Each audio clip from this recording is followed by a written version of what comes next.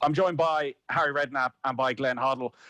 Harry, when you look at your management career then, and it's such a long and successful 30 years of being a manager, and you talk about the transformation in the game, and like I'm thinking at West Ham when you're bringing through the likes of Frank Lampard and Rio Ferdinand and Michael Carrick, that's around that period where things are changing and Arsene Wenger's influence and the more modern techniques are starting to come into it. How did you get that balance of sticking with what you knew was the right way to play the game, and go with the modern styles that players expected? Because I'm sure those players were looking around and talking and seeing what was happening around Europe. How did you make sure that you always stayed at the forefront of the more modern techniques?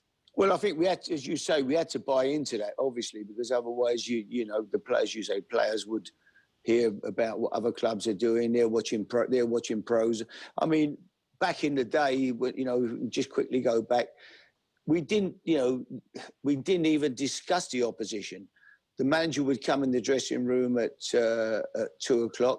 He'd call the team out, and you didn't even know the opposition.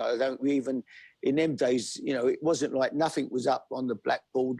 There was no pro zone. There was no stuff watching, the opposition all week, preparing how they're going to play, looking at their set plays. There was none of that. We went out and played against the other team, and the best team on the day would win. It wasn't like the preparation was, and so obviously changing from them days, to the modern era, watching the pro zone, looking at the opposition. That was something that was all very different, and it changed, as years went on in my management career. So, but you had to do it. Also, to say you'd get left behind, but no, it was. I mean, the improvements are amazing, and when you look back, as I say, where we were and where we finished up now, it's just been an incredible transformation, really. There's that famous video, Harry, of I think you're at a fans' night when you're West Ham manager and Frank Lampard sat alongside you, and the fan is questioning you about selling Matt Holland, and there's another young player who's left that should be getting more chances than Frank, and you are 100% steadfast that Frank Lampard is going right to the very top. How much of that was knowledge that actually, well, you've seen him grow up from a young age and he has all the attributes, and how much is that he's sitting alongside you and you have to defend your player? Well, what he had really was, there was this kid who, when I took him and signed him, his dad had been an outstanding player for West Ham for 20 years at left back. He trained like no one had ever seen his dad. He made himself into a player, really. And the kid was exactly the same. I've never seen anyone ever come anywhere near him for work, his work ethic, the desire to be a player. He wouldn't, as a schoolboy player, he had no schoolboy honours. He didn't play for England or London schools or any. And when I took him to West Ham, the coaches at West Ham, the youth coaches, they said, Harry, he's never going to make it. He can't run. He can't get around the pitch. How's he going to be a player?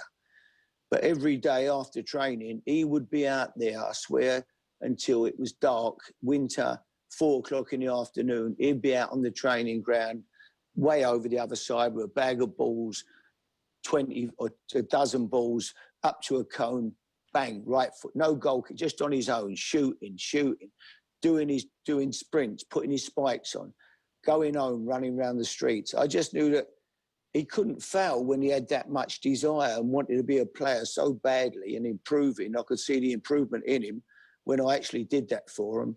And he played and he came in the team and he was scoring goals. He started to score. He was always making them forward runs into the opposition box, getting on the end of things. He had that knack of arriving at the right time. And his shooting was something that he practiced. He spent hours smashing balls from 20 yards. A lot of his goals were shots from outside the box, and he worked on that every day. But it was just his attitude. I just felt that nothing was going to stop him succeeding. I'd seen it. I could see that, his dad had been the same.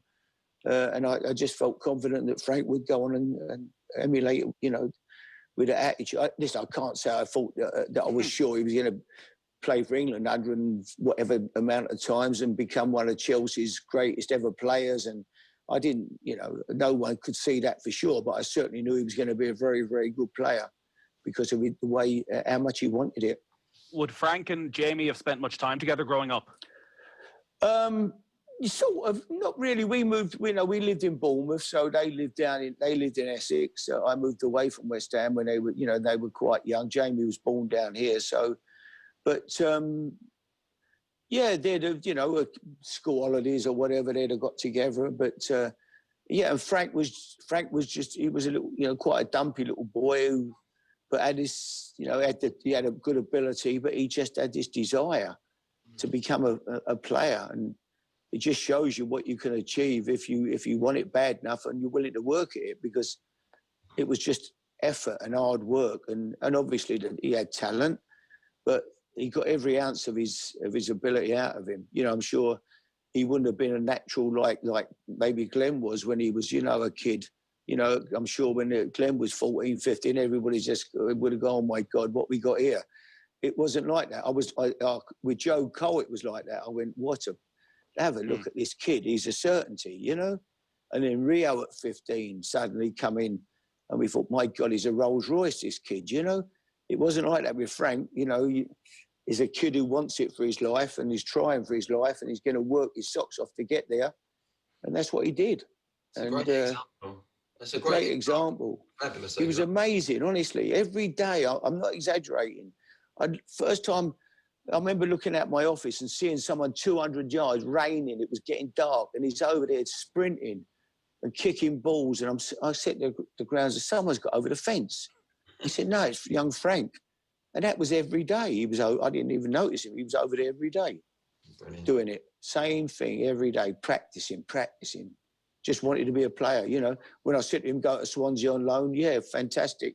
Jumped at the chance, They were 4th division. But he jumped at the chance to go and play, just wanted to play football. And there must have been a pressure on him as well because of the family relationship that, as you saw in that video when supporters are questioning him, the inference is that, well, the only reason he's still here is because of the connection you two have. Absolutely. Did you ever speak about that? He was so strong a character, nothing bothered him. He just knew where he wanted to go and was determined to get there. And he didn't let things, some kids could have gone under. I stood on the touchline one day when I'm bringing him on, when he's a kid, really. And as Gordon Strachan stood next to me, he was playing Coventry.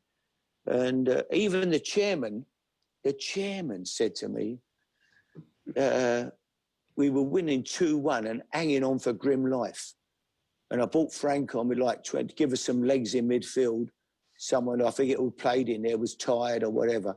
And the chairman said to me, oh, I think you only bring Frank on because he's your nephew.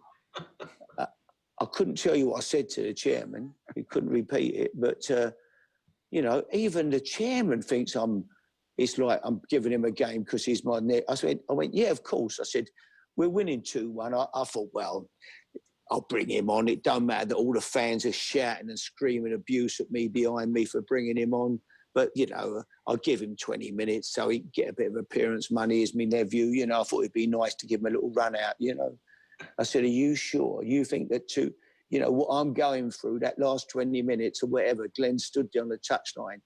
I brought Frank on to help us see the game out because he could run. And I've said to him, make sure you don't let whoever it was in midfield, Frank, when he goes that way, you're going to have to go. And he did that. We won the game. He saw the game through. Yet even the chairman thinks I brought him on because he's my nephew. That's how scary it was at times at West Ham in the end. It looked like from the outside an incredibly enjoyable time at West Ham because you have so many brilliant young players coming through, and you touched on someone. You mentioned Rio Ferdinand. Is it true your dad discovered Rio Ferdinand? No, he didn't discover him. No, my dad was football mad, football crazy. He just went every game. He'd be over the park watching, near where we lived in the old council estate where they lived till they died. My dad would look out and if the lights came on, there was an East London stadium. They'd have a game on it. He'd be over there watching a game. That who was playing. And he went to Chelsea to watch Chelsea youth team play West Ham in a Southern Junior Floodlight in Southern Junior Cup final. They beat us in the first leg, something like 4-2 or something at West Ham. And the second leg, Rio was still a schoolboy, and Tony Carr decided to play Rio. They might have beat us 4-1 in the first game even. I know they smashed us at home. And so really we thought, well, we've got no chance in the second leg. Tony stuck Rio in, who was still only a schoolboy 15. And my dad had rung me, we played that night at Newcastle, the first team. And my dad rung me and said to Dad, he said, Harry, I've just seen the best player I've seen in years at your club. I said, who's that? Who, Dad? I said, he said, the kid in midfield. I said, what, Frank? He said, no, Ferdinand. I said, Ferdinand? I said, he's a schoolboy. I said, did he? He wouldn't have played. He said, yeah, he did. Big tall boy. Kept picking out, running 40, 50 yards with it, gliding. Anyway, 10 minutes later, really? Tony Carr rings me and said, Harry, we won. And we actually won the game, I think, 4-0. So we won it on aggregate. And he said, Rio Ferdinand played Rio. He said he was the best player. He said it was incredible. What a performance. And he played in midfield that night. And yeah, so that was, no, my dad actually rung me, but he didn't discover him. But he certainly loved him when he first saw him. He was, a special talent. Yeah, he certainly was. Glenn, you obviously saw that special talent as well in Rio Ferdinand, because you had him around that squad in '98 when he was a very young player. Yeah, I took him to the World Cup for a bit of experience, really. But also, you have to take a player that you think can do the job on the pitch. Number one, it was very young, but that was one of the frustrating things in losing the job when I lost it. Because Rio, I spoke to Rio about this, but I had some fantastic plans for Rio, because in a three at the back and him coming out from the back and going into midfield and doing, that's how we wanted to play him. And that's how he played. In my last game for England, we beat the Czech Republic 2-0, and he played sweeper, and he was outstanding. Because I said to him, I want you to go all the way. I think I said to him, I want you to try and get hold of some old German tapes of Beckham and Matthias, more Matthias, because it was more his generation. And I want to show you getting through the pitch. I want you to go all the way, make the difference in the midfield. Because as Harry said, he's played as a kid. He was a midfield player. I think he's even played up front at one stage, but he was so comfortable on the ball. And I think over his career in the back four, it's held him back for his real talent. He's never been able to show his real talent. In a three, in the centre of a three, he would have been absolutely Bobby Moorish. It'd have been sensational, because with the other two centre-backs staying and the midfield player ready to drop in, Ince used to do that for us with England. And that was the plan I wanted, to go to the Euros and put Rio in the side. And it was so exciting, and to think of him playing in that role, because he could defend as well. As you say, Harry, he's taller than you think. He's about 6'3". Oh, yeah. Amazing height. When I first went to England and I first met him and brought him into the training, I brought him in just to train with the senior team. I couldn't believe how big he was. He was just a young kid. He was only 16, 17 then. And I thought, this fella is going to be absolutely spot on for what I want to do. No disrespect to the others. Tony Adams played it excellent because of his experience. But going forward and in the future, Rio, I don't know if you agree, Harry, Rio in a three would have been sensational. Absolutely. I think, and I ain't saying it because you're here, Glenn. I've said it to people over the years. It's such a shame that we didn't keep you, wasn't in that job longer, because, I think that you would have changed so much in the way that England played football and the ideas that you had. And as you say, the Germans did it. They changed, always Sammer, Lothar Matthäus, whoever, going back from Beckenbauer, someone who could come in and overload the midfield and play and join. That was your idea. And it would have been incredible, I think. It would have been, and it was just, as I say, it was just a shame we never saw that really come to fruition as it could have done. Glenn, when you're talking to Rio Ferdinand about Matthias and Beckenbauer, was he the type of character who had that thirst for knowledge, that if you said, go back and watch these videos, he lapped that up, that he wanted to see it? I guess he did. I know now that he would have done. He loves football, and I think at that age, I wasn't 100% sure.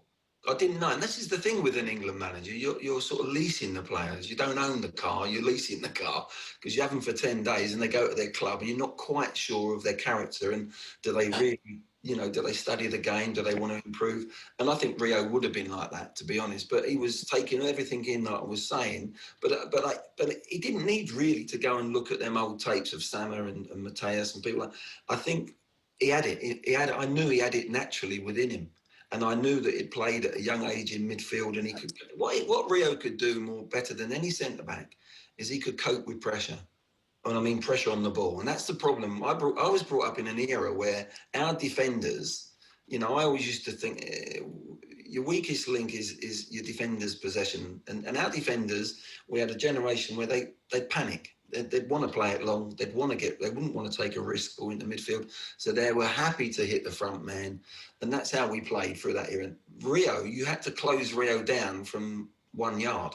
You had to get a yard in front of him in face for him to actually sort of maybe go back to the goalie or to do something. He could play with his head up, and I knew he had that natural ability.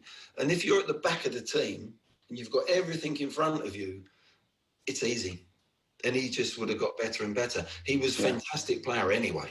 Of course he was for Manchester United at the back there. But there was games where I could see he would want to go and he couldn't go and go into midfield because he couldn't leave his mate, whoever he's playing with, 1v1, or sometimes there was 2 up against him. So he was always restricted when in possession, but he would have been, as a 3 playing at a club level or certainly under me, he would have been able to have gone, and I'd have let him go.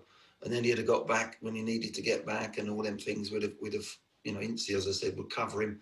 It was fantastic. It really was great working with him. And I think he was thirsty for knowledge, but he never got that chance. I don't think, Harry, he would have played it. Did he play? United never, under Sir Alex, didn't ever play with a 3. I don't think. No, I wouldn't have. Not that I can remember, no. No, he didn't really play in a 3 as such during his peak of his career. Yeah, but it was an amazing story, Glenn, just finishing Rio. I loaned him to Bournemouth, and he went there and was suddenly I get a phone call from Mel Machin, who was the manager of Bournemouth at the time, and Mel rang me. He was a good friend of mine. And he said, Harry, he said, I've had Martin Edwards on the phone. He said, from Man United, the chairman, asking me if I would sell Rio. He'd played on the Saturday at Stockport or somewhere for Bournemouth. And Martin Edwards, whether he must have gone to the game, maybe his pal was the chairman. Man United weren't playing that day. They had a Sunday game. And he'd seen Rio play and so he'd rung Mel thinking that he was a Bournemouth player. He said, and as chairman of Man United, he said to Mel, how much would you take for Rio? And Mel said, he belongs to West Ham. He don't belong to us, Mr. Edwards. He said, you better, and he said he was choked because obviously he thought he's going to get him off of Bournemouth, who were a 3rd division team. Anyway, he rung me up, Martin Edwards. He said, Harry, Martin Edwards, he said, how much would you want for Rio, the boy Ferdinand? I said, he's not for sale, Mr. Edwards. I said, he's going to be the best centre-half in Europe. I said, he's not for sale. He said, well, he must have a price. Would you take £1 million? I said, no. I said, you could sit here all day and he's not for sale. There's not a price. He's not available at any price. And it was amazing that years later they paid £32 million for him. Didn't they, yeah? So Martin Edwards was quite a good judge that day when he tried to buy him. Very good. Your dad was a good judge as well, obviously, Harry. And it's interesting you talk about his enthusiasm for the game, because that's something that's always been striking about you, is still talking to you. You still have that enthusiasm, and Jamie is still working in the game. And like Frank Lampard could have taken the easy life, but actually he wants to be there on the front line, on the sideline for Chelsea. As a father of a quality young player, like interesting listening to Glenn talking about his dad, that he didn't coach him. He gave him his time. Like, he was there with him whenever Glenn wanted to play. What were you like with Jamie when Jamie was coming through? I was like, my dad was with me. My dad was always there, never interfered, stand out the way, watch.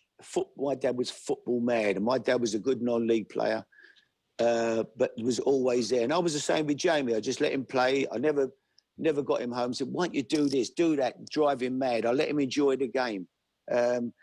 And I think, at an early age, even like Glenn was saying, he could play, and he sort of knew what he was doing anyway. It wasn't a case of me ever having to just tell him to do stuff, and I didn't want to take the enjoyment away. And like parents shouting and screaming at the kids, it must have been a nightmare for some of them kids, But no, I used to stand away from the pitch and just stand and watch the game. And, I'd say, oh, well done today, James. Or, I might just say, maybe I might throw him a little snippet or whatever I thought about it, but never drove him mad and battered him about it. And, I wanted him to enjoy playing. And but I was always there for him, always there, spending time watching it, always went to watch him. Yeah, because I guess you were so involved in the game, maybe you didn't get to be there all of the time, but it must be an incredible thing as a father to watch your son play for England or play in the middle of midfield for Liverpool. Yeah. What are your emotions like when you're watching that happen, particularly when he was playing for England? Well, it's not easy, is it? You know, you're kicking every ball, and especially when you're managing against him. You know, I remember going to Liverpool one day when we were managing West Ham, and Jamie caught Frank with quite a bad challenge, and Frank come off, and he was going back on, but he was injured, and the physio was patching him up, and Les Seeley, who I love Les was my goalkeeping coach, and he was a real character. Les, he worked. He was a goalkeeper, obviously played in the cup final for Man United, and Les was fantastic with me, but suddenly Les is. Now, I'm the manager, and Leslie's turned to Frank. He went, Frank, get back on and do him good and proper. He said he took a liberty there. He said, make sure you leave it on him good and proper. And I'm stood there, I'm thinking, oh, hang on. He's talking about him doing this ain't right, you know. It was very strange. I felt like saying to Les, what are you talking about? Leave off? But I couldn't, you know. I thought if I do that, they think, whose side's he on? You know, it was quite a strange situation. Amazing. And sure enough, about a year later, 2 years, I don't know, Jamie was back for Liverpool against Chelsea, and Frank caught him with an elbow, and I think he gave Jamie 20-odd stitches in his lip. So he certainly got his own back then. He waited. Yeah, he'd done him good and proper. Are there perks of being involved in that level of the game? Harry, I know Jamie ended up missing out on 98 anyways because he was injured. But are you on the phone to Glenn? Glenn, were you getting calls from Harry saying, get my son in there? No chance. Never. No, I would never... I never interfered. You know, I used to go and watch him play, park up, go to the game, drive off. Never, you know. We've been there. We've managed. Glenn knows what he's like. He's saying his dad was always there for him, and some parents can be too busy. You know, let them play. And that's one thing I appreciated about my parents. If anything, my mum was worse than my dad, to be honest. Yeah, mum never missed a game. Dad was a really good amateur player. Played in the Isthmian League, and that's where my dad was. Yeah, he played for Stoke. He was at 17. He was at Stoke, Harry, when Stoke was he? Were a massive team. Yeah, he was at Brentford and Stoke at 17. Didn't quite make it, but then he had a really good amateur life. But he never ever got involved. Like you're saying, I remember he would keep him and Mum would keep themselves away from it. He wouldn't talk to the coaches. He didn't say anything about my Glenn this, my Glenn. When you're hearing all the other players saying about, oh, my son should be playing here and he's in the wrong position and that. And I really, really appreciated that. Yeah, that's that well, man. The pressure off us, didn't it, H? And you just went and played. Yeah. And Cole was a good, talented player as well, Glenn, wasn't he? My brother was a very talented player. Yeah, I mean, it wasn't quite the same as having your son out there and your nephew, but Barnet, Carl played for Barnet, and we drew. I was Chelsea player manager. Yeah. And we drew them in the third round of the FA Cup, and and I was gutted because I pulled my calf muscle and I couldn't play because I was playing manager. I was in the team, and it was just a few weeks before, and it was a weird feeling for me how it would have been with your son. But Carl was playing against us, and they got a 0-0 draw in the first game, and we beat them in the replay. But it was strange. My brother's out now. I wanted my brother to do so well because he was he was a really good technical player, Carl. He was, yes. Both feet. And but it was weird. They nearly knocked us out. I got to say that. We went on to the cup final that year as well. We got beat by Man United in the final. Yeah, we could have been out in the third round against Barnet. Barnet, put us out. You were still a young man at that stage, Glenn, and you are a player manager at Chelsea, having been a player manager at Swindon and made a real impression there. Do you feel you were always going to be a manager? Had you that burning desire to stay in the game, or because you were getting the jobs, partly, I suppose, because you were still such a talented footballer? Was it an accidental thing? There was two. Yeah, I never, through my career, I never ever said, oh, I fancy going into management. Yes, I took my prelim badges when we were apprentices at Tottenham, a bit like H was saying. Yeah. When we're under Ron Greenwood, and that was good fun, and it was a good insight. to coaching. I'm thinking, yeah, but I never really thought about it until I was in Monaco, and Arsene Wenger said to me one day, he said, Glenn, have you thought about coaching, going into management? I said, no, not at all, Arsene. He said, well, I think you could do this and that. I said, well, I'll have a think about it. Kept my mind open to it. And then suddenly I had this terrible knee infection in my knee, which took me out of the game at Monaco for nearly a whole season. And I think it was the two things, Arsene saying that, and then suddenly I went to watch every Monaco game as a obviously in the stands. And it was like an apprenticeship for me, because suddenly I said, right, let's start looking at it from a coach's point of view, from a manager's point of view. What would I do? Looking at the opponents. And it was like an apprenticeship for management for a whole season whilst I was getting, trying to get back fit with my knee. I just started looking in, and it was like another set of curtains started to open. The game becomes completely different, doesn't it, H? From playing management, two different games, totally two different games. And I felt that actually I could perhaps do this. And it was my knee that brought me back from Monaco. And it was then that Swindon, just as I was still trying to get fit, Swindon asked me to go and be manager. And I said, look, I don't think I'm going to be fit enough to play. But the following year, I did manage to hobble about a bit on me and play for a couple of seasons. So it sort of evolved like that. It wasn't something that I said, I'm going to go, there's my plan. I'm going to finish my career and go into coaching. It just sort of evolved near the back end of my career. And I'm really glad that Arsene had that chat with me. Yeah, I remember that time at Swindon, Glenn. You really got them playing, and you even had boys like the big centre-half Taylor. Yeah. Playing. You had him playing and passing it. Suddenly, he probably spent most of his career. Yeah. I think he Bristol Rovers at one time, wasn't he? And we got him from Exeter. I think it was Exeter. Yeah. Exeter. And we had him playing in the back three. And he could head. He was one of the best headers of the ball you'd ever see. Yeah. In the league, we needed someone to head it as well. We had lovely purist footballers. We had Hazard, I brought John Moncur in. John McLaren, Dave Kerslake, Zippy Bowden. We had such, Martin Ling. We had some fantastic footballers. And it was the most enjoyable time. When I look back, it was the most enjoyable time I think I've had in management. But I was still playing as well, which was a bonus for me. But teams didn't know how to play against us at the time. No. It's a strange one. Everyone was playing 4-4-2 still, really. And we come up with this other system with wing backs and midfield players. And if I wasn't playing, Ross McLaren could play at the back and he could come into midfield. Yeah. I'm talking about with Rio, and Mickey Hazard was there with John Moncur. We had wonderful football. Good footballers, yeah. It's interesting. I've said this before, just to note, getting back to playing with little old Swindon.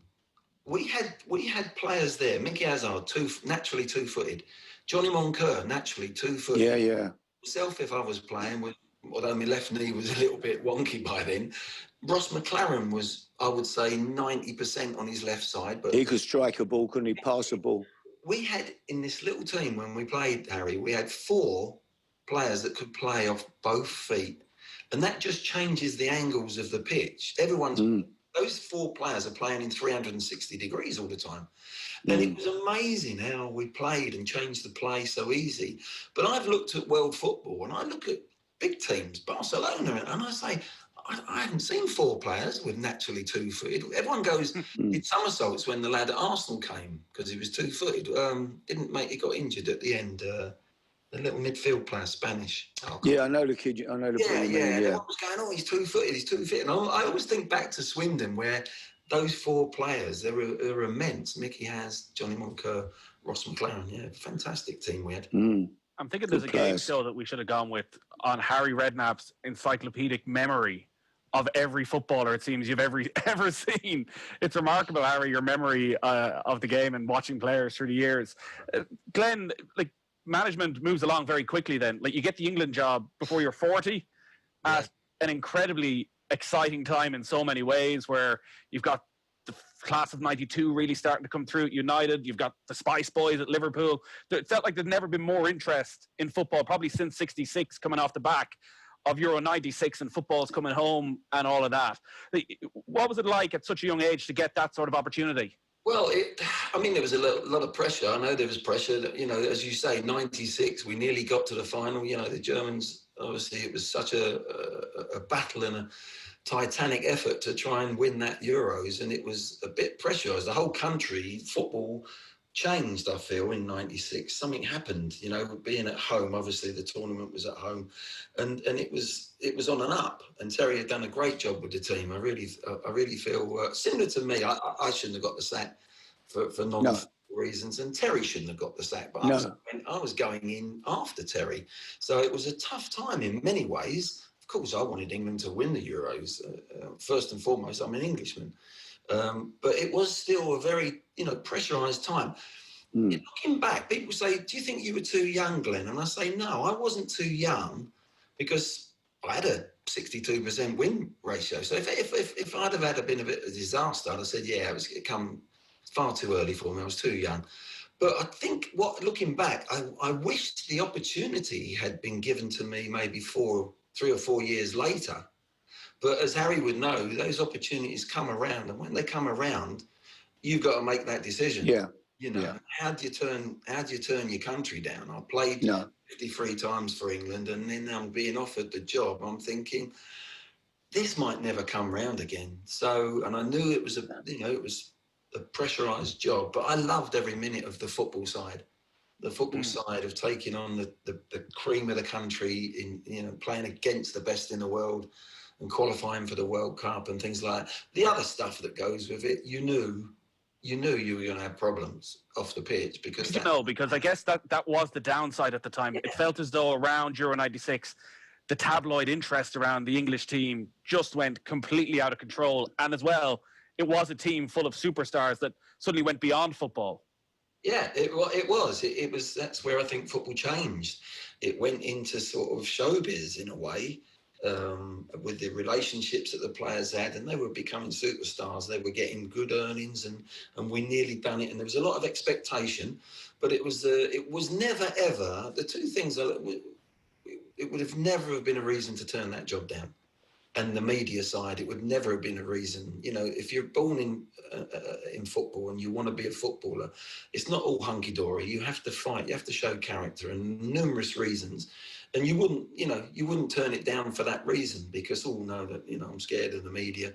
You know what's going to come. It comes with the job. You have to, be steadfast and go with what your beliefs are and go with what you feel as a football man you are. And you just pray and hope and believe that you can be successful. And, I think we had a wonderful, wonderful squad. I really do. And I've always been frustrated that I had a young Rio Ferdinand, a young Paul Scholes, a young Beckham, and a young Owen. And then I still had your Shearers, your Sheringham's, your Seaman. We still had that experience. And then Harry would tell you, any manager is just yearning for that formula of experience and really good young players. And what we could have done with it, the frustration side that I always feel. I guess at least you didn't have to deal with the never-ending how would you fit Lampard, Gerrard and Scholes in the same team conundrum that dogged English football for the 10 years afterwards.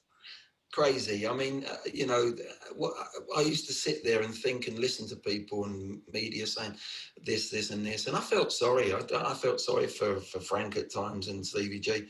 Frank particularly used to get chucked out on the left-hand side of a 4 across, and I'm thinking, oh my word, if they were two German players, young German players, they would have been playing in the centre of the pitch with a holding player or someone just being... Absolutely. And they would have been scoring goal. You imagine allowing them to, one goes, one stays.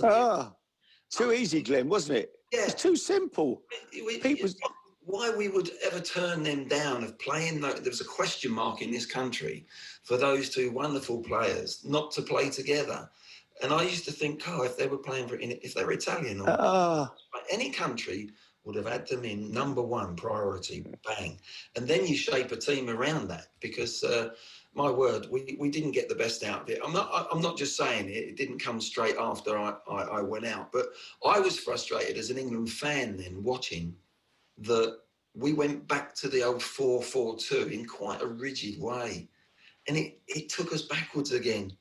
And yes, you can play 4-4-2. Of course you can. And then defensively, it can work really well for you. But with the ball, we didn't have the flexibility. We didn't have the angles. We went back to how it was when I was a player. I remember chasing the ball as an international footballer. They had 5 in midfield, Spain, one day, and we couldn't get near them, We just couldn't get near them. And then when we got the ball, we didn't have enough options on the ball.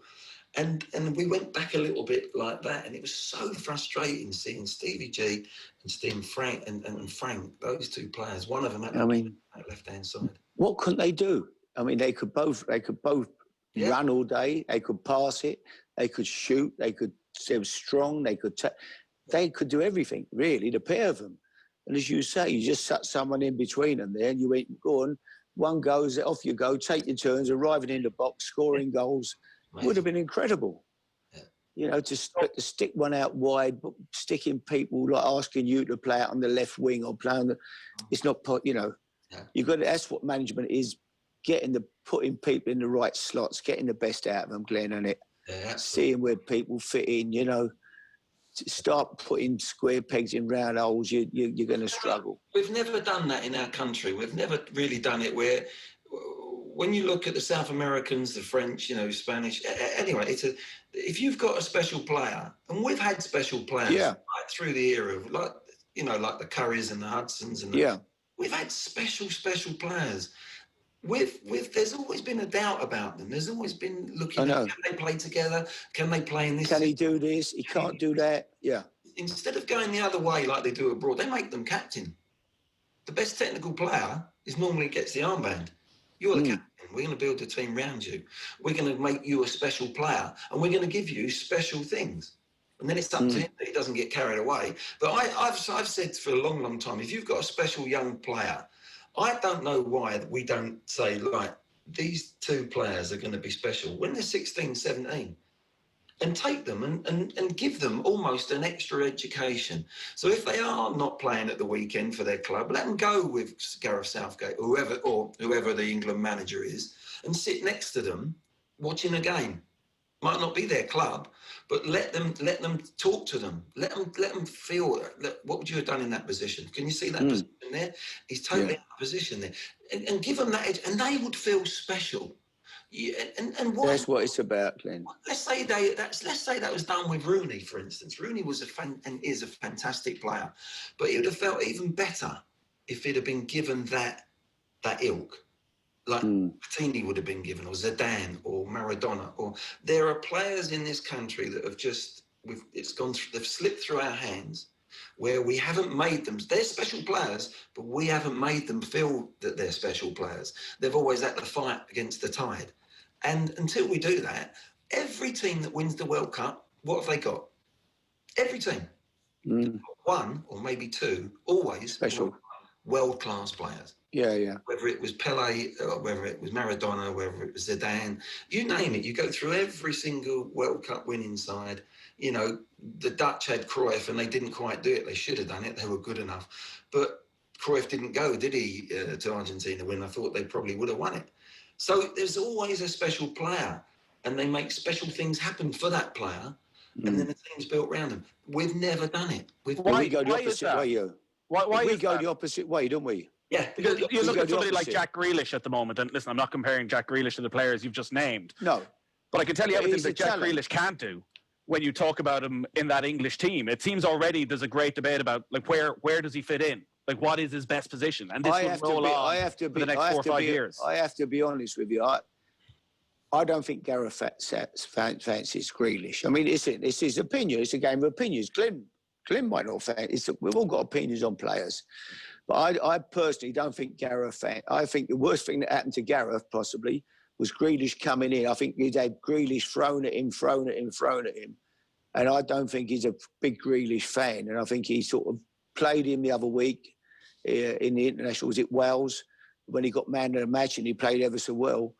And he probably would have been the other way. I think Gareth would have been quite happy if he'd have had a nightmare. And that's the end of Grealish. But I think that's the feeling I get. I don't think he is for Gareth. But I think, as Glenn said, what Villa have done there, they've made him captain. The lad Smith's done well. He's made him captain, made him feel important. And he runs the games for Villa. And he is a special talent. He can do things that other people can't do. I'm a big fan of his personally. I love people that can play, and for me, he can play. I think we've got a group of little players like that, Harry. I love Grealish, and I think Grealish should be given his opportunity. He really should. And when you're looking at a player like Grealish or Maddison or Foden, young Foden, yeah, you've got Mount. I say there's almost like one position there for England. Whether you could play 2 out of them 4, but there's one position, and they're all going to be battling for that position. Because I think he wants to play one wide, and he want to play a little creative player, and it's going to be a real interesting battle to see who comes out of that. But whoever it is, those special players have to feel comfortable. They have to feel at home, like Grealish does with his club, his captain. He has, when he plays for England at the moment, or any of them, they're going to feel there's chains on them. Yeah. They're not sure if the manager really fancies them. No. They're being, so you have to take, for these special players, if you're putting in a centre-back or you're putting a holding midfield player, it's different. They know their job and it's easier to do. But if you create this special player, and this is what teams, Continentals and South Americans have done, you've got to let him go out in the training ground, in the environment around the hotel, and certainly for matches, he's got to go out with no chains on his... Absolutely. He's got to go out as if to say, they believe in me. The manager believes in me.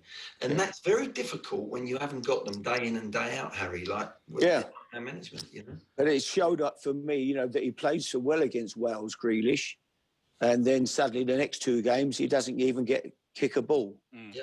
And then, you know, we're getting beat at home. We know we have a man sent off, but we're looking to get a goal back, got nothing to lose. You know, that's the time for me. Go and throw him on 20 half hour goal, whatever. At least we still don't bring him on. So I don't think in the long term, we're only talking about one player, but in the long term, I don't think he's part of Gareth's plans going forward, Grealish. You know, I don't think he quite fits what he's looking for, or he don't fancy him for whatever reason. But it's a game of opinions. Yeah. But for me, I think he's a real talent. Glenn, just to go back to 98 briefly, like it was a team full of stars, but 2 undoubted superstars in Michael Owen and David Beckham. Owen first, coming through at 18. He's only made his debut a few months previously. I don't think I've ever spoken to a footballer who had such unshakable confidence in himself and his ability to score goals.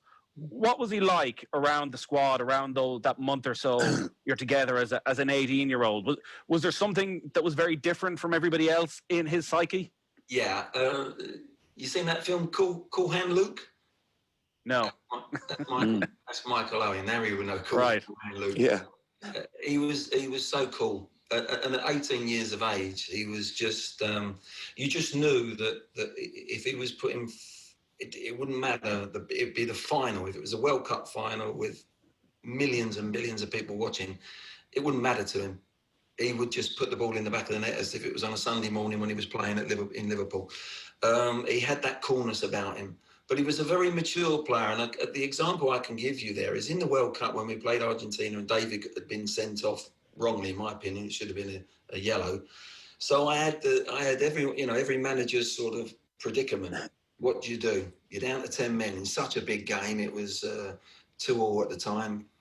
You know, massive. Normally, you would take a striker off and you'd go 2 banks of 4 with 1 up top.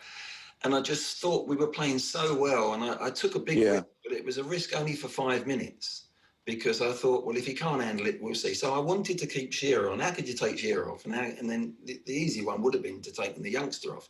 But I wanted to see whether we could have Shearer up there for a spell and then suddenly Michael Owen would be put up there. So you've got this lad with pace going in behind, and then suddenly you'd have Shearer's strength and ability and experience. So I would dovetail them, and I wanted to quickly make that decision. But the big decision was only going to be Michael Owen. It was all in his hands in the end because he had to come for the spell when Shearer was up down the middle. Michael had to play right side of midfield of a 4 across. And I was really worried whether he could track people. You know, the left back started to go. They had an extra man. And that was my big question mark, whether he was capable and sensible enough and astute enough to actually do the defensive side. And then I'd release him and put him up there. And Alan would actually have to do it. I had no qualms about Alan doing it. with his experience. But you know what? That is where I knew we had something special as a player.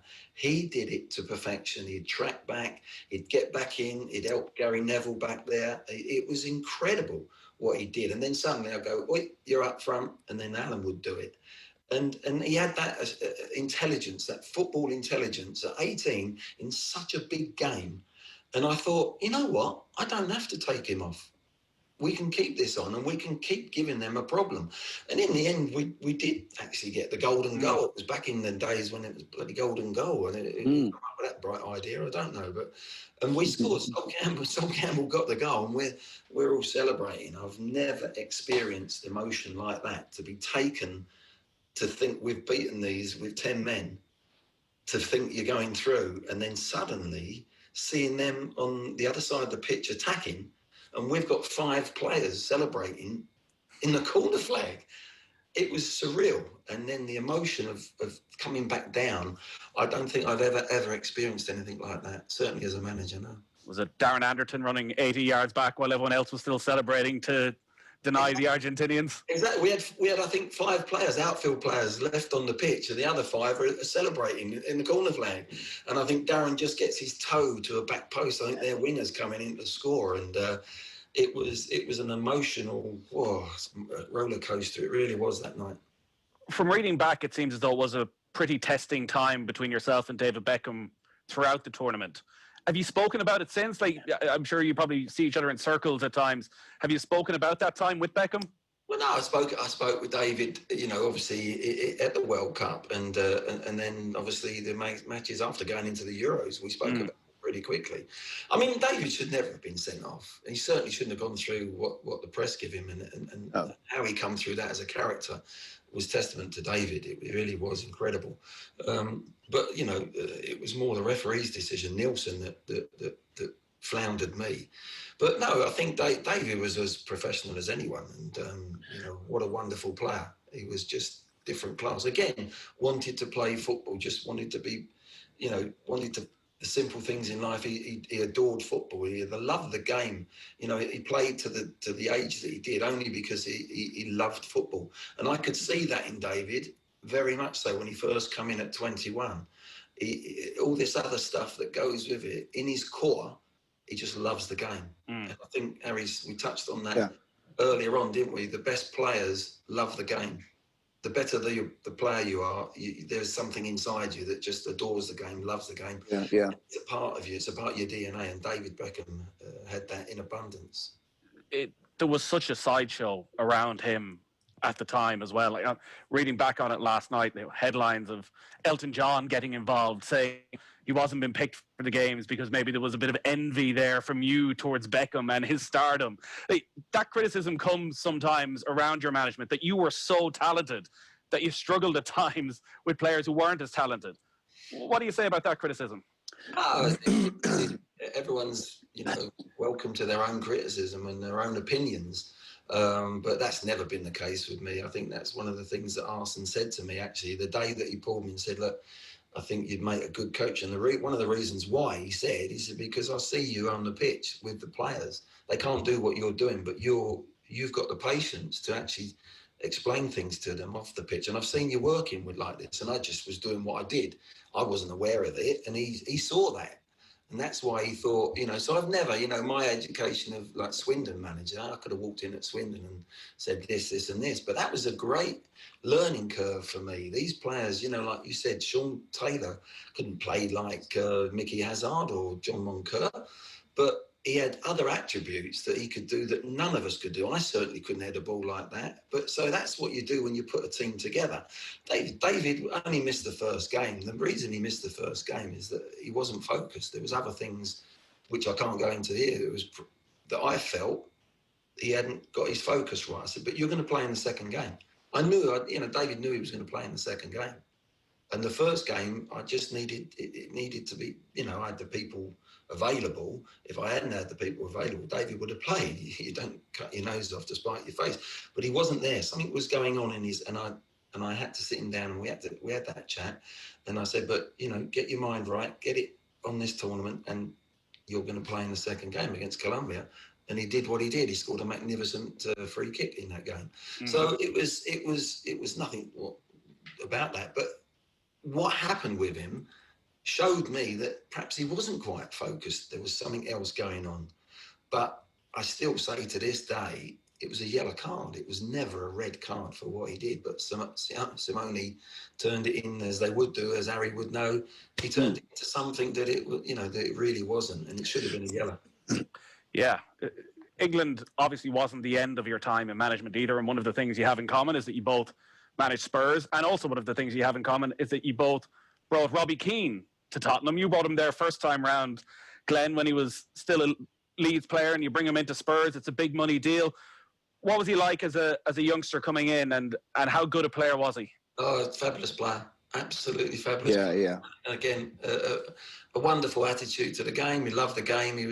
Football was just in his DNA. Talent coming out of his ears. He was unplayable some games. He was one of them players. Sometimes you get certain players that have got assets, but they're never going to actually be, and they're consistent. But there was certain days on training pitch. I don't know if Harry, you felt the same. In matches where he was unplayable. Yeah. That was so exciting. I remember a game, he had trained all week and no one could get near him. He was scoring goals in training, whatever function we were doing, 8-a-sides or 11v11 or whatever it was, a finishing. He was on fire. We played West Brom on the Saturday with it, and I just thought, well, if he goes anywhere near his performances this week, within 25 minutes, he'd scored a hat-trick. He could have had 6. I've never seen a performance like it. It was incredible. I don't know how many goals he could have scored that day. And it was that week, and it was like this purple patch. And when he hit these patches, he was unplayable. And he was a really good lad to have around the dressing room as well. Fantastic, yeah. Yeah.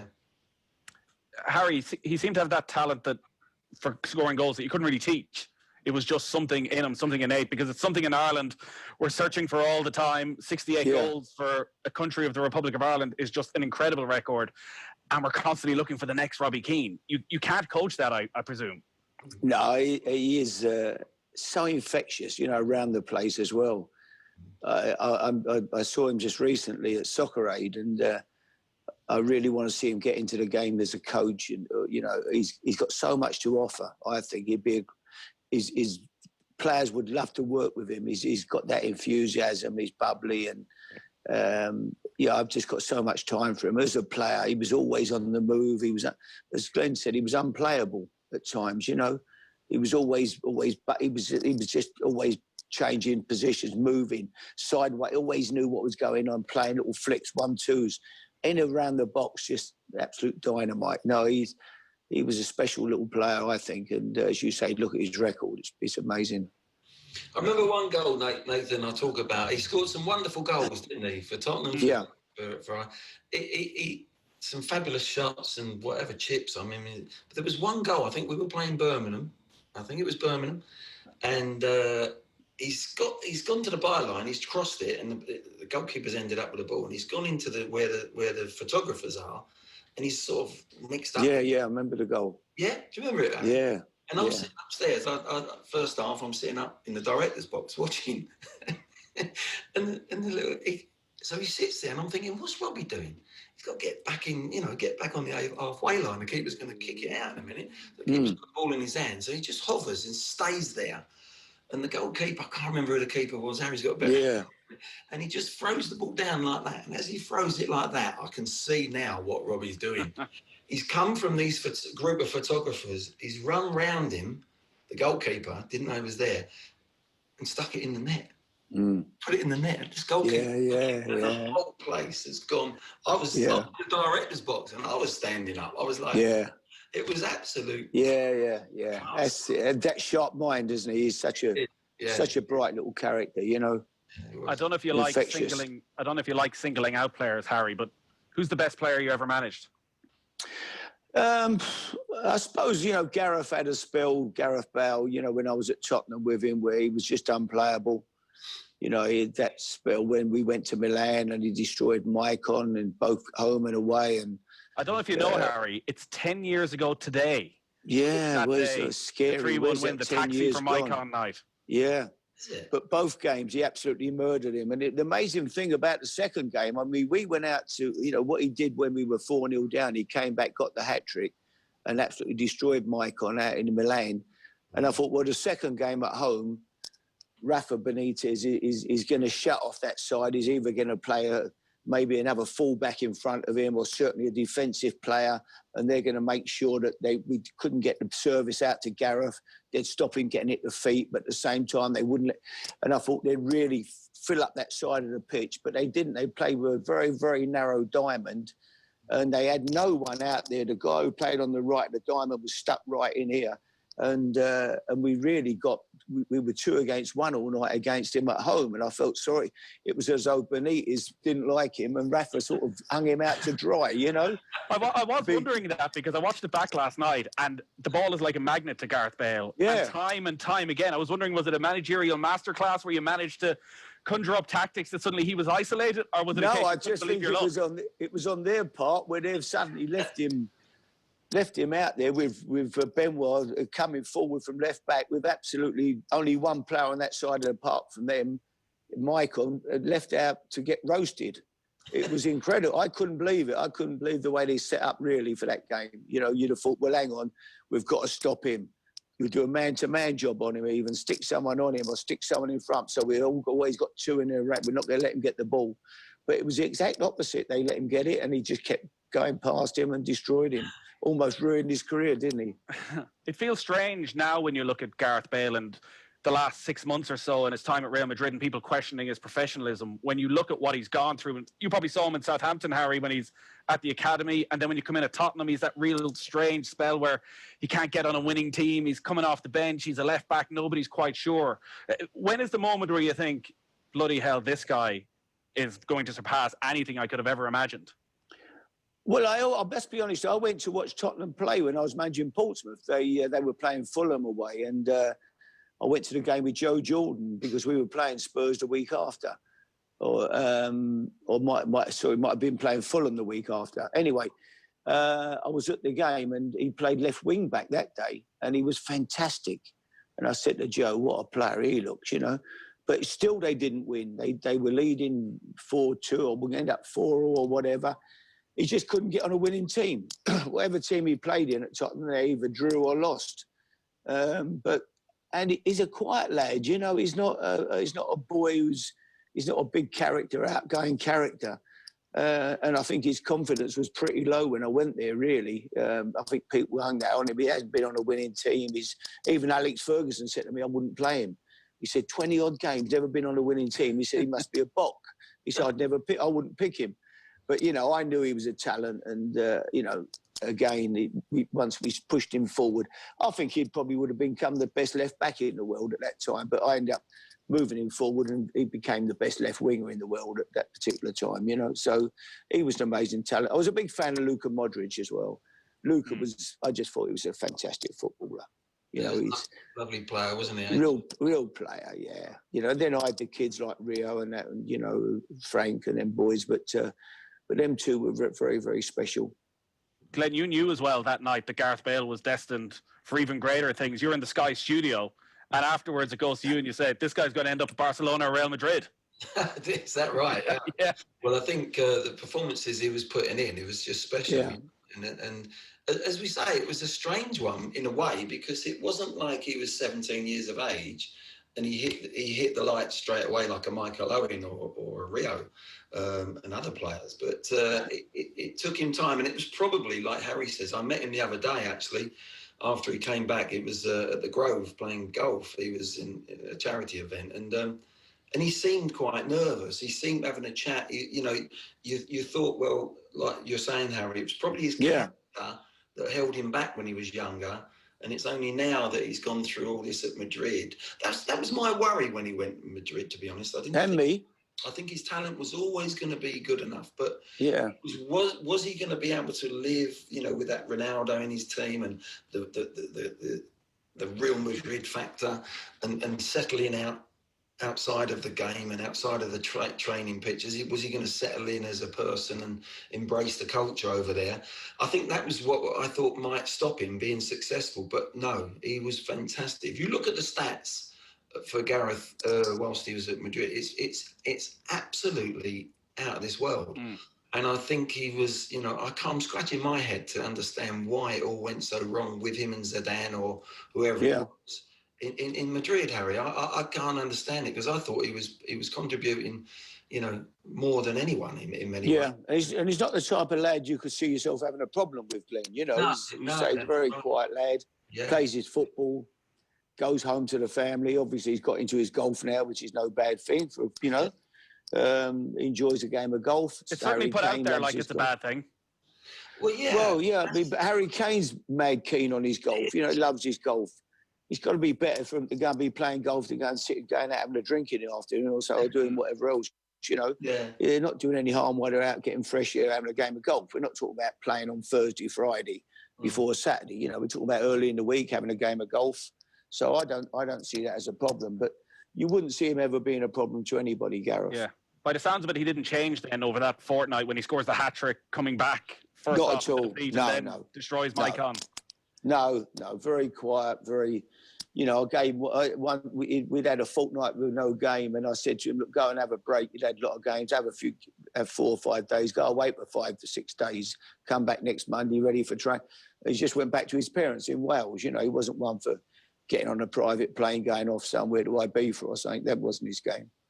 For an awful lot of Spurs fans, even with the run to the Champions League final a couple of years ago, they look back on that spell as their favourite time, and the atmosphere around White Hart Lane, starting with Peter Crouch's goal against Manchester City to qualify, leading on to some of the victories like that night with Maicon, Joe Jordan and Gennaro Gattuso going head-to-head. Living through it, was it as enjoyable on the inside as it looked like it was from the outside? Yeah, it was. Yeah, it was amazing. Fantastic time. I remember beating Newcastle one night, being 5-0 up at half-time. When Newcastle, I think, were third in the league at the time, going into that game late in the season. And the football first half was amazing. Gareth and Luke and Modric and Rafa van der Vaart, good players, Ledley King was an amazing player. So, I was very lucky. I had a good team, had good players, and we played some great football, very attacking football. And whoever came to White Hart Lane, in them European games, we went for it. We really went after teams and attacked teams and scored goals. And, it was great time for me. Before we finish up, your time together then and over the last 7-8 years and starting with Queen's Park Rangers, and I remember being at Loftus Road, Harry, it was a game against Liverpool. I remember this dramatic ending to the game. You lost 3-2, and afterwards we go into the press conference, and I think it was Adel Taarabt. There was an issue in training. He hadn't played. He was overweight. And I remember sitting there wondering, how different a dressing room that Queen's Park Rangers was to the West Ham dressing room you'd probably gone into 50 years earlier. Is it an unfair comparison? Is it a totally different place, or deep down are the characters the same? No, I do think they're very different, the lads. They lead a different lifestyle now to what we did. We were probably all boys from the same backgrounds. We all came from... Glenn would have gone to Tottenham, and as I say, apart from when they brought the Argentinian boys in, up until then, most of the lads had all been, And I was the same. West Ham, all the players came within 25 minutes to half hour of the football ground. So we all grew up together. We all came from the same backgrounds. It's very, very different. And you'd always have the odd one who's a problem. But we had more than the odd one at QPR. I must be truthful. So it wasn't easy. But for me, and I don't want to embarrass Glenn here, but for me to get Glenn to come in and work with me at QPR was fantastic, because I'm not pleased. I've always been such a fan of his, not just for being a great footballer. For me, he was one of the all-time greats. Just for the way he is as a person, and what a great guy, and his knowledge. I think his knowledge of the game and the way he's planned, the way he wanted to play with England. I just think it was a crying shame that we never really saw that England team progress as it should, because he didn't get the opportunity to take it through to its finish. But to have him, just to come and be around him at QPR, for me was fantastic. And I still enjoy seeing him now and having a game game golf with him. Game of golf, yeah. Well, that would be the day. Hopefully they open it back up again. Yeah. No, I thoroughly enjoyed the 6 months. As Harry said, there were some characters there, some different characters, but it was great working with Harry. And Harry, I must say, I thought there was a time when you should have, and I don't know how close you did get to getting that England job. Was it close? Because I know it was muted. Well, I was 10-1 on Glenn. I think there was only 2 runners. It was me, and at the time there was me and Roy. I think the bookmakers made me 10-1 on favourite. Harry, you would have been absolutely brilliant at that international. Yeah, I was looking forward to it. You know, they had the Gerrards and Rooney's, and that was still, you know, it would have been a good time to have had a go at it for sure. But your man management ways, as I could see working with you, you know, day to day at QPR, the England job is totally different. And in a way, you'd have been perfect for it, absolute perfect for it, because there's a short period of time. Yeah. You'd have broken all that down very quickly, looking at the way you work and knowing how you work. And that's what I think is needed. Looking back, that's maybe a big mistake I made. It was trying to manage it as you would do as a club manager, because that's all you've experienced. But yeah. Harry, looking at your experience as a person and the way that you work with people, looking back, I think that would have been perfect for the English players and the great side that they had. They had some really good players. Oh, good players, yeah. Absolutely. And but, you know, for me, I had a good team. It was a difficult situation, Glenn. I've got a good team at Tottenham. We're going well. We finished 4th in the league. We should have finished higher. We had a bad end to the season. We ran into a real spate of injuries, and we ended up finishing 4th, but qualifying for the Champions League still. And then suddenly Chelsea go and win the Champions League. Yeah. And that was probably the worst night ever. I love to see England teams do well, with Frank playing, obviously. But I went there that night desperate for Bayern Munich to win. I'd be a liar if I said. And Jamie's doing the game with Graham Souness for Sky. So they said, and Graham had a pal in Bournemouth who's got a private plane who was going to the game with them. And they said, Harry, why don't you jump on the plane? We've got a ticket. You come in our box. And I thought, yeah, great. You know, Bayern Munich will beat them in Munich. And it didn't enter my mind that suddenly. Anyway, it ended up going to penalties, as we know, and Chelsea winning it. And at the end of the game, I had to walk round the pitch. They kept the Chelsea fans in, Glenn. So I've now got to come down from up in the thing half hour after kickoff. There's about 10,000 Chelsea fans being kept in because they... And as I walk past them, they'll start singing to me Thursday night Channel 5, which was UEFA Cup. Right? Oh, my God. Dear Harry. Not a good night. No. So that was that. And then within a week, I've suddenly, you know, didn't get the England job, and then suddenly I'm no longer manager of Tottenham. It was a strange couple of months, but that's life, isn't it? That's the football life, isn't it? We've all been through it in different ways, the ups and downs. But you've got to pick yourself up, as you know, and start all over again. Is that still your attitude to it? I don't know, could we say you're semi-retired at this stage? It doesn't feel as though you're going back to management. Are you at peace with the fact no, that I'm finished. Yeah, no, I've finished now. You know, I've had my time and I enjoyed it, had a great time, made lots of real good friends and all, you know. So, but I still go to Bournemouth every week. That's my, you know, and I'll also go to Chelsea now because Frank's there. My grandson, Bobby, he loves Chelsea. So me and him is 11. We go up before lockdown. You know, I just started to go with him and I loved it, taking him up there in the car, chatting to him all the way about the football. And he was so excited going to the game with him, you know, and we had a great day out, you know, really enjoyed it. So I'm looking forward to getting back so I can go to football with Bobby again and get up and watch Chelsea play a bit as well. Yeah, here's hoping it's not too far away. The other thing that unites you is that terrible day a couple of years back, Glenn, where you're on set on BT and you suffer a heart attack, and thankfully you've come through. But Harry, you were there. You were there on set that day. Yeah, I was stood next to Glenn then. Yes, yeah, it was the scariest day ever. So we were just going to go and get a cup of tea, and I just heard a thud and looked round. I heard everyone shout Glenn. And there was Glenn. We didn't have a clue what to do, to be honest. It was a scary situation. And then this amazing man come down from I think it was from the sound department. Yeah. Glenn was in. He come running down and basically saved Glenn's life because the rest of us didn't have a clue about first aid or what to do in a situation like that.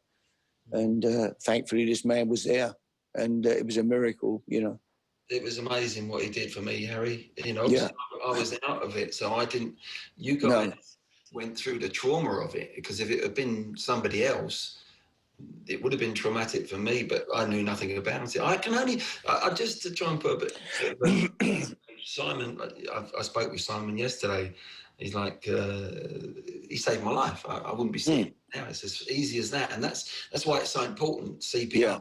CPR is so important to what he did to me, and to have that, you know, going all around. But the funny thing about, well, it wasn't funny, but the funniest thing about the day, if you like, I could only remember when I came back round again after the cardiac arrest, and I had a quadruple bypass. I could only remember 4 things, Harry, and that was shutting the door to my driver in the morning. I said, "I'll see you at 5:30," and Incy was on the show, and Robbie Savage giving me a birthday cake because it was my birthday. Yeah, that's right. And when you think about it, what a gift Simon Daniel gave me on that day.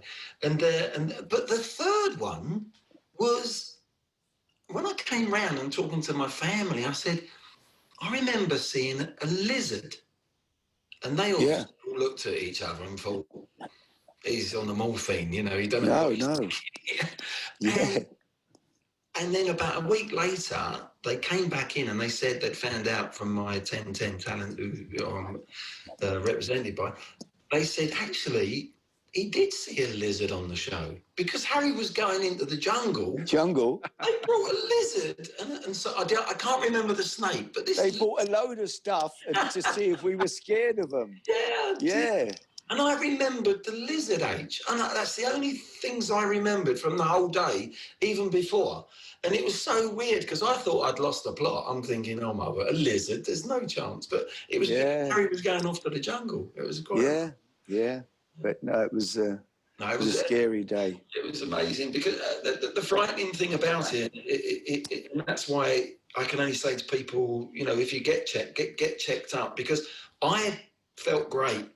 I could have been Now there was we did the show, didn't we, together? No warning whatsoever, was there? You look so well. I see you've been out golfing that week, playing. You look well. You know.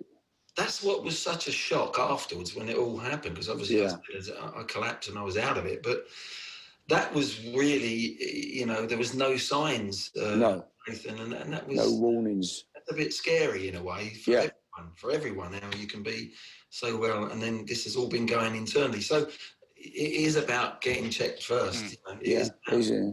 It's great to see you looking so good, Glenn. Anyway, that's the main thing.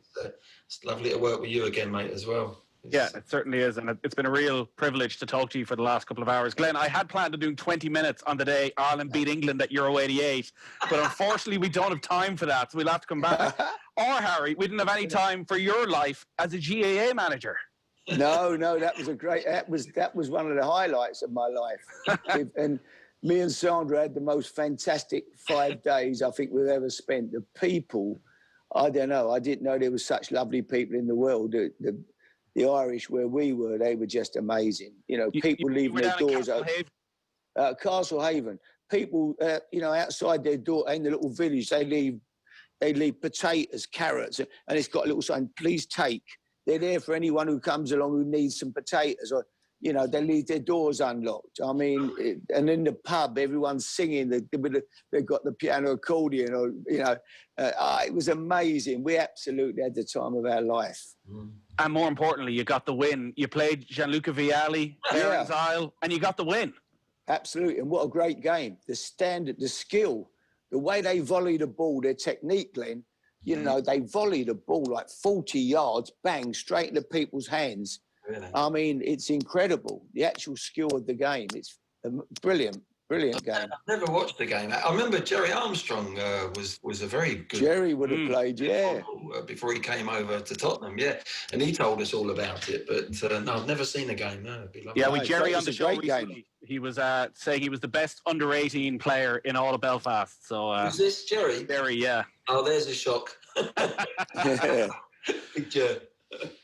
This has been the fourth of this year's OTB Sports Remote Roadshows in partnership with Cadbury FC. You can check out cadburyfc.com for updates and promotions and giveaways. We've had Gary Neville and Teddy Sheringham, Saul Campbell and Ian Wright, and Shay Given and Paddy Bonner. We've got one more big show to come. We will announce in the coming days who that is going to be, but it has been a real privilege to spend the last couple of hours with Harry Redknapp and Glenn Hoddle. Thanks a lot, lads.